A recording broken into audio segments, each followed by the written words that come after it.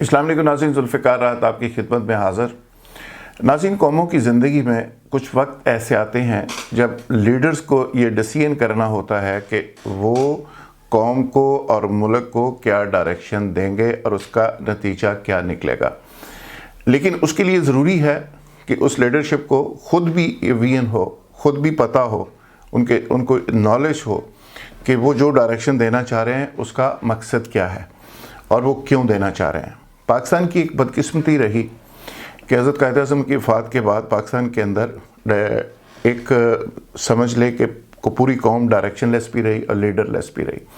ये अलग बात है कि कुछ लोगों को गलतफहमी रातों रात होती रही कि वो कायद-ए-आज़म से बड़े लीडर हो गए हैं। कुछ लोगों का ख्याल था वो सानिया कायद-ए-आज़म हैं, लेकिन प्रैक्टिकली इस मुल्क के अंदर लीडरशिप का एक बहुत बड़ा क्राइसिस रहा। मुल्क वसाइल से माला माल था, लेकिन लीडरशिप के क्राइसिस की वजह से आज भी 74 साल के बाद भी हम एक दायरे के सफ़र में फिर रहे हैं और टामक टुइयाँ मार रहे हैं और हमें समझ नहीं आ रही कि हमारी डायरेक्शन क्या है और हमने जाना किस तरफ है। यानी हमने जाना इस्लामाबाद की तरफ है और हम कसूर की तरफ सफ़र तय कर रहे हैं। यानी इतनी बड़ी बदकिस्मती है। मैं बहुत बुनियादी बात कर रहा हूँ नाज़रीन, यकीनी तौर पे आपको समझ आ रही होगी कि अगर आपकी डायरेक्शन ठीक नहीं और आप 5000 की स्पीड पे भी आप चलेंगे तो आप मंजिल पे नहीं पहुंच सकेंगे। और अगर डायरेक्शन ठीक है, स्पीड आपकी बिल्कुल स्लो भी हो, तो आप मंजिल पे आहिस्ता आहिस्ता पहुंच जाएंगे। हमारे यहाँ लीडरशिप इशू भी रहा और डायरेक्शन का मसला भी रहा। हम लीडरलेस भी रहे, डायरेक्शन लेस भी रहे। सियालकोट के तनाज़े के हवाले से मैं ये तमहीद बांध रहा हूँ ताकि हमारे जहन में ये चीज़ रहे कि हमारे साथ हो क्या रहा है।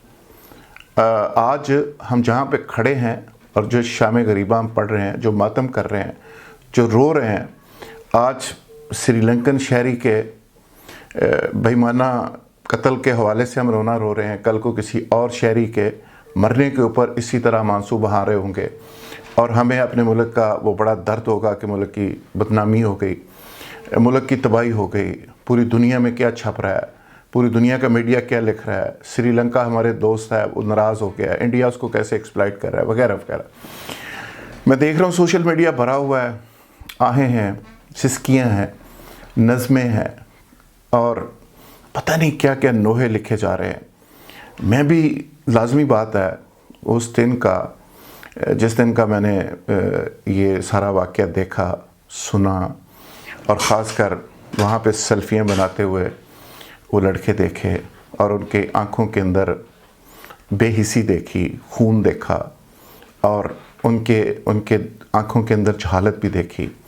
वो सारी चीज़ें देखने के बाद मैं इस नतीजे पर पहुँचा कि इस मुल्क का जो लीडरशिप ने बेड़ा गर्क किया है, ये जो वैक्यूम क्रिएट हुआ, मिसाल के तौर पे पहला पॉइंट मैं ये रेज़ करना चाहूँगा कि ये आखिर जो करोड़ों की तादाद में बच्चे स्कूल नहीं जा रहे, जो तालीम हासिल नहीं कर पा रहे, जो जाहिल रह गए हैं, जो आज लकीर के फ़कीर बन के रह गए हैं, जो आज गली मोहल्ले में लोगों के सर फाड़ के, लोगों को कत्ल करके, लोगों को मारकर स्वाब ढूंढ रहे हैं और जन्नत में जाने का शॉर्टकट ढूंढ रहे हैं।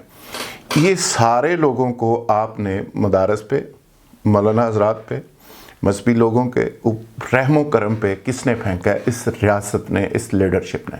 क्योंकि आपने वैक्यूम क्रिएट किया, उस वैक्यूम को किसी ने फिल करना था, तो लिहाजा मदारस ने फिल किया, मौलवियों ने फिल किया।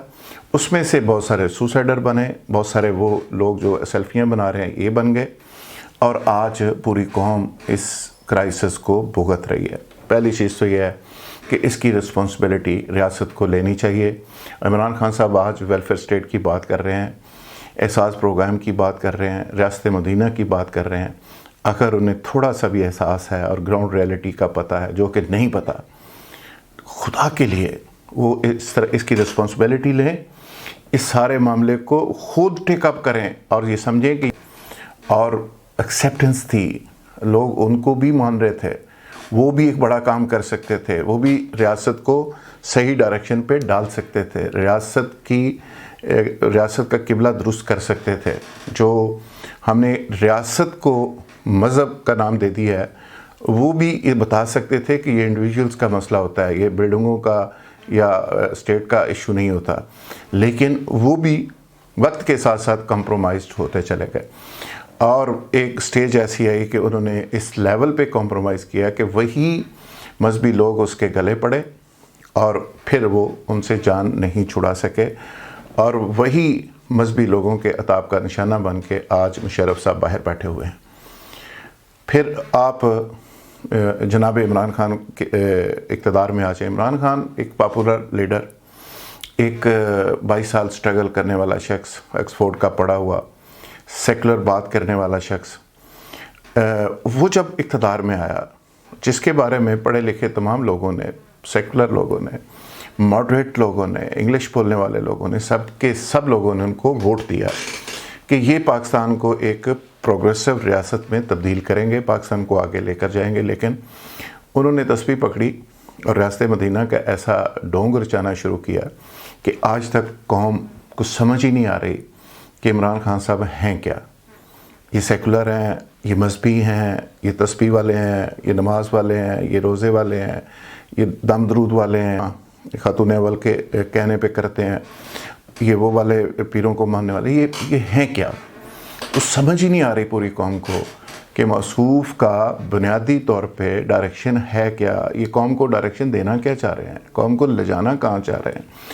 کبھی طالبان کے حامی بن جاتے ہیں، کبھی وہ بہت بڑے مذہبی مفکر بن جاتے ہیں، کبھی بہت بڑے مفتی بن جاتے ہیں، کبھی بہت بڑے اسکالر بن جاتے ہیں، کبھی ریاست مدینہ کے ٹھیکیدار بن جاتے ہیں، تسبیح ہاتھ میں پکڑتے ہیں، نماز بھی لوگوں کو دکھا رہے ہیں پڑھتے ہوئے۔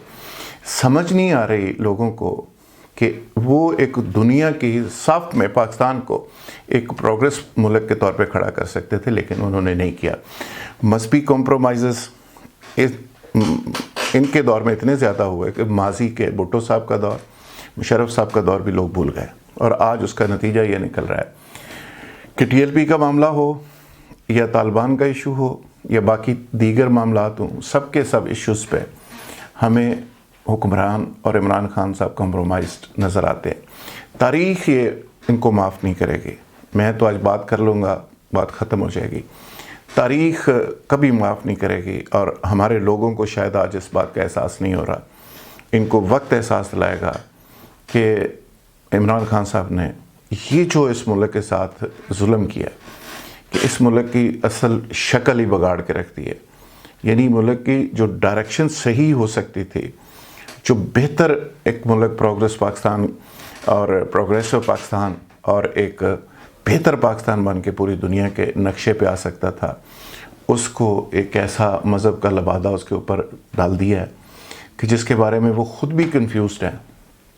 ریاست مدینہ کا کنسیپٹ ان کو خود بھی نہیں پتا، جو ریاست مدینہ اس کو بنانا چاہ رہے ہیں۔ ریاست مدینہ جو جینون ہے، وہ ریاست مدینہ کا کیا نقشہ بنا چکے سعودیز، اور ہم کہاں پہ کھڑے ہیں۔ وہ ہر چیز میں پروگریس کر رہے ہیں، ہر چیز میں آگے نکل رہے ہیں، اور ہم ہر چیز میں یہ خودکشیوں پہ مجبور کر رہے ہیں، ہم سر تن سے جدا کر رہے ہیں، تلواریں ہاتھ پہ پکڑ کے لہرا رہے ہیں۔ ہم سری لنکن بیچارہ ادھر محنت مزدوری کے لیے آتا ہے تو اس کو مار دیتے ہیں۔ ہم یہاں پہ ماتم کر رہے ہیں اور شام غریباں پڑھ رہے ہیں۔ آخر کیوں؟ آخر کیوں؟ یہ سوال میں نہیں، آنے والی نسلیں کریں گی، ان حکمرانوں سے کریں گی کہ کیا ہمارا مقدر یہ تھا جو آپ نے اس ملک کی شکل بنا دی ہے، اتنا خوبصورت ملک، اور ضیاء الحق صاحب نے جو بیج بویا تھا آج وہ تناور درخت بن گیا۔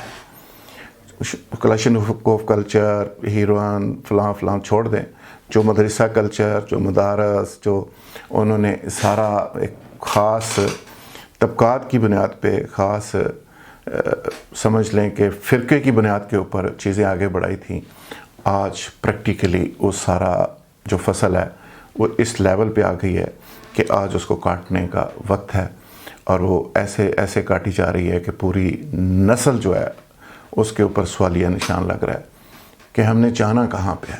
ہمیں سمجھ ہی نہیں آ رہی کہ ہماری ڈائریکشن کیا ہے، یعنی ہم ڈائریکشن لیس بھی ہیں اور لیڈر لیس بھی ہیں۔ اور ضیاء الحق صاحب کا وہ پودا جو ہے آج اس لیول پہ پہنچ گیا ہے کہ اس نے پوری قوم کو، پوری نسل کو، پوری لیڈرشپ کو کنفیوز کیا ہوا ہے۔ کسی جماعت کے پاس، کسی لیڈر کے پاس کوئی لاہ عمل، کوئی پروگرام ایسا نہیں۔ کل میں بات سن رہا تھا جناب فواد چوہدری صاحب کی، انہوں نے بڑی کلیئر کٹ بات کی۔ انہوں نے کہا کہ ٹی ایل پی کے ساتھ ہمارے جو لوگ جا کے ملے ہیں، تو اس سے بڑی منافقت کیا ہو سکتی ہے کہ ریاست اپنے شہیدوں کو اگر کمپرومائز کر جائے، اپنے سرکاری ملازمین کو کمپرومائز کر جائے، اور جو مارنے والے ہیں ان کے ساتھ جا کے شیر و شکر ہو جائے، جفیاں ڈال لے، تو پھر کوئی ریاست کے لیے کیوں مار کھائے گا؟ کوئی اس قوم کے لیے کیوں آگے سینہ کر کے گولی کھائے گا؟ یہ ریاست کو فیصلے کرنے ہوتے ہیں کہ ریاست کمپرومائز نہیں کرتی۔ ریاست ماں کے جیسی ہوتی ہے، لیکن ریاست کو ستیلا باپ بھی بننا پڑتا ہے، ڈنڈا بھی ہاتھ میں پکڑنا پڑتا ہے۔ تو یہ کمپرومائز کرتے کرتے کرتے کرتے ریاست پاکستان اس لیول پہ پہنچ گئی ہے کہ آج ان گروپس کے سامنے ریاست پاکستان ایسے ہاتھ جوڑ کے اپنی سروائیول کی بھیک مانگ رہی ہے۔ اور اگر یہ سلسلہ اسی طرح چلتا رہا تو یقین کریں کہ ہم صرف شام غریباں پڑھیں گے، ہم صرف رونا رویا کریں گے، اور یہ جو آگ آج کسی کے گھر جل رہی ہے، کل کو یہ جلتی جلتی ہم سب کے گھروں تک پہنچے گی، اور شاید آج ہمیں احساس نہیں ہو رہا کیونکہ اس آگ میں کوئی اور چل رہا ہے۔ تو کل کو یہ آگ آپ سب کے دروازوں تک پہنچ سکتی ہے۔ انصاف کرو، ورنہ یاد رکھنا حضرت صالح کی اونٹنی کہ قاتل صرف 4 تھے، لیکن پوری بستی کو اس لیے پلٹ دیا گیا کہ باقی لوگ اس ظلم پہ، اس جرم پہ خاموش رہے۔ خاموشی بھی بہت بڑا جرم ہوا کرتی ہے۔ ناظرین، اگر میری گفتگو اور ویلاگ پسند آئے تو اس کو آگے شیئر ضرور کریں، بیل آئیکن کو پریس کر دیں، اور میرے چینل کو سبسکرائب ضرور کریں تاکہ بر وقت آپ کو نوٹیفیکیشن ملتے رہیں۔ بہت شکریہ۔